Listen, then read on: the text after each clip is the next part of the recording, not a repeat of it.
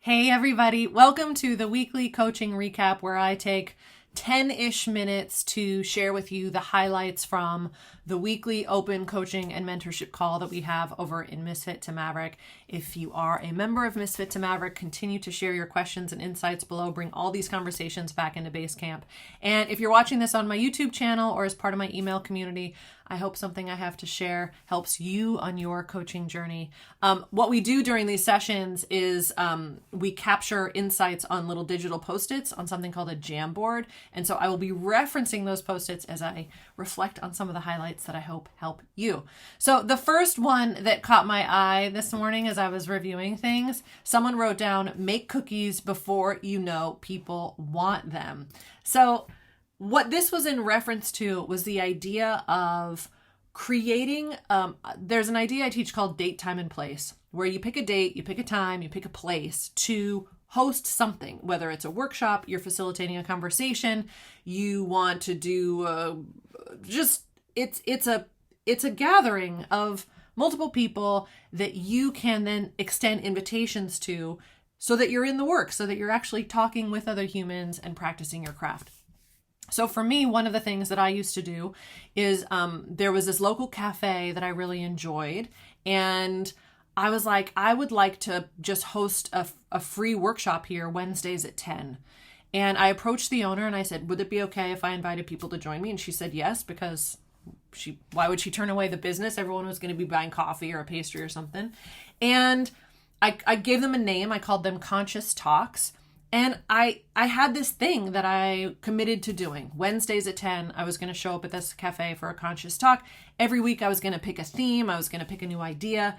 And there were so many benefits to creating a project like this because, one, it pushed me to refine my point of view and what I wanted to teach, right? Because every week I had to come up with an idea and I had to show up and lead this conversation with whoever was around the table. But another benefit was that I had something to invite people to. I had made the cookie before I knew who I was going to offer it to. I think a lot of times we wait to have people ready before we create the thing. But with this idea, you can set it up now. You can, if there is a local space that you like that something like this could work, you could decide now that starting next week, every 2 weeks, whatever pace you like, you're going to show up at that time and you're going to connect with and be with other humans to, again, practice your craft in some way. And what that does is it gives you something to invite people to whenever you meet them out in the world. So as a result of having this workshop in place, this cookie was already ready, right? I was literally in line at a different coffee shop and just started small talking with the woman behind me. And we've just very quickly kind of hit it off. She asked what I did. I said, I'm in coaching. She goes, oh my gosh, I love coaching. I think it's so great. And I said, well, I host this workshop if you'd like to come. I had something ready to invite her to. So make the cookie before you know who you're going to offer it to. Just have it ready so that when you do, and you will, meet people that you engage with, you can extend that invitation right then. The second idea that came up was, what groups are you already a part of? And this kind of is tied to the first idea because the coach who brought this into the room has actually been thinking about starting a weekly kind of conversation workshop space at one of her local cafes. But she also is newer to the area and doesn't know a lot of people. So I said to her, I think I was asking her, who could you invite to this thing? Is there someone you know now that you could invite? And she said, well, the problem is that all the people that I know who I would invite are international, right? They live abroad, they live in other places.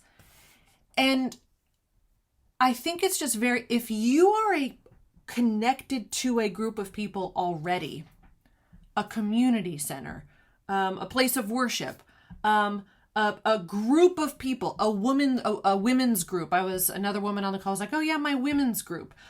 Maybe in your in other professions you've been in, you have former colleagues. What groups are you already a part of? So in this coach's case, she already had this group of people. They just happened to be in different places. Consider starting there and making something for them. So what we did is I said, well, what if the workshop wasn't at the cafe? Or yes, do it at the cafe so you have something local to invite people to. But what if you also created a virtual meetup, a virtual conversation, a virtual workshop or session that you're going to facilitate so that you could go and invite all those people today to come to it? Having people to invite to your stuff is a piece of the puzzle. I have no doubt that you have incredible ideas about what you want to do, experiences you want to create. And once that experience is kind of like baked a little bit and we're like, okay, I'd like to do this thing, we then have to go tell people about it. We have to invite them. And if at that moment you don't know yet who you're going to go invite, it's not a problem. Just know that that is the next project. The next project is then building relationships, connecting, getting to know people so that you can invite them to your thing. If you already have a group of people, you could potentially create something just for them and say, hey, do you want to talk? Another coach in Misfit to Maverick is a chef. He's been thinking, but he's a chef. He's moving into the field of health coaching. And he's like, man, how do I start talking about this health coaching stuff? Over the course of the conversation, we realize he is highly connected to his industry. He knows so many people in the restaurant industry. And it just took a few little tweaks and kind of reframes for him to realize, oh, I know these people now. Within moments, he knew exactly who he was going to call. We got off the call. He made the phone call. The person on the other end was really curious about what he was up to, set up a group conversation the following Tuesday night, and now it's going to become a regular thing. All right, so look at the people that you already know and consider what might be possible in that space. When you bring together not only what you love, but what it is that they need.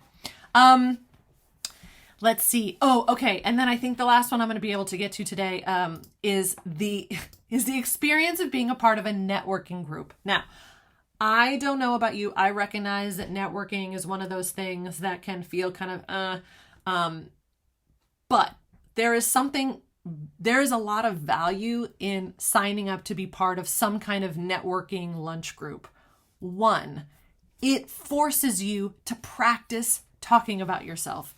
This is an essential skill if you want to run your own coaching gig. How do you describe your work? How do you describe what you do? The only way you're going to find that out is to start doing it. And there is no better place to practice talking about what you do than at a networking lunch. For years, I was part of a local networking group.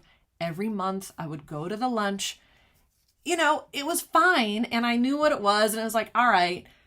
But what it did is I had to walk in that room, and I knew that 5-6 times I was going to be talking to new people, and they're, so what is it you do? And I would have to express it.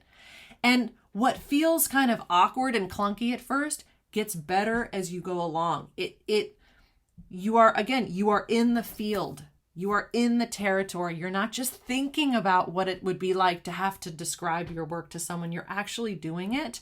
And something happens over time where it suddenly starts to feel quite natural. And as one of the coaches in the room said yesterday, she has been part of a networking group now for many months, if not a year or more. And what's happened, she said, is all of a sudden, because she's been showing up consistently once a month over time, she's become known in the group. It's being in these spaces and connecting and showing up and getting to know people and building relationships is a slow burn. It simmers. It's one of those things where you're like, why am I doing this? And then one day you look up and you realize, oh my gosh, almost everybody in this room knows now what I do. And they can all say, oh yeah, like this particular coach is a creativity coach. She loves working around creativity and art. They all now know that that's what she does. And so when they're all out in the world and they're talking to someone who's feeling creatively blocked, isn't quite sure how to get a creative project started, they say, oh, you should talk to my friend and colleague. So consider, if you haven't yet, that one of the ways that you could practice showing up is by seeking out a networking group in your area. I know there are virtual ones certainly, and practicing, because you never know what might happen. That's the thing about this work. That's the thing about running your own coaching gig. It's not a straight line. It's not predictable. It's about starting with one thing and then going to the next thing. My friend Susie, she describes it as like jumping from lily pad to lily pad. And you just kind of keep going until one day you look up and you realize you have this whole ecosystem that you've built, and things start to emerge almost out of nowhere, but they're not out of nowhere. There is a result of you having practiced showing up, talking to people, practicing your craft, being with others, fostering new relationships, practicing sharing what it is that you do and you believe in. That's the stuff. That's the secret. Anyway, I hope this has been helpful. I would love to know what you have heard in it. What is your big takeaway? Share it in the comments below. Bring it back into Misfit to Maverick if you're there. If you're not in Misfit to Maverick, check it out. The link is down there. And I wish you all a beautiful, beautiful day.